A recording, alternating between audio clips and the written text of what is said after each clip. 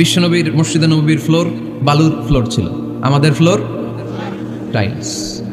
আল্লাহর হাবিব সাল্লাল্লাহু আলাইহি ইসলামের মসজিদে বালি নিচে, এই বালিতে নামাজ পড়তেন। বৃষ্টি হলে কাদামাটি হয়ে যেত, কাদামাটিতেই সেজদা করতেন। সেজদা করলে কাদার মাটি আল্লাহর হাবিব সাল্লাল্লাহু আলাইহি ইসলামের নাকে আর কপালে লেগে যেত। তিনি সালাম ফিরিয়ে সাহাবাদের দিকে মুখ ফিরিয়ে বসলে দেখতেন প্রতিটা সাহাবীর নাকে আর কপালে কাদা আর মাটি মিশে আছে। তার মানে প্রিয় নবী সাল্লাল্লাহু আলাইহি ইসলামের মসজিদে নববী ছিল কাঁচা, কিন্তু মুসল্লি ছিল পাকা। আমাদের মসজিদগুলা হয়েছে পাকা, কিন্তু মুসল্লি কাঁচা, ঠিক কিনা? ফজরের সালাতে মানুষ নাই। ইমাম সাহেব আছেন কে কে এলাকায়? দেখি ইমাম, মসজিদের ইমাম। মাশাআল্লাহ। আপনাদের এইখানে ওই মসজিদে ফজরের নামাজে কয় কাতার হয়? 5 জন 6 জন? কেনে এত কম? কেনে? হ্যাঁ, আসে না, আসতে চায় না লোকজন।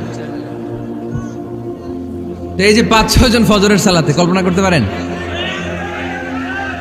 ফজরের সালাতে এত কম লোক?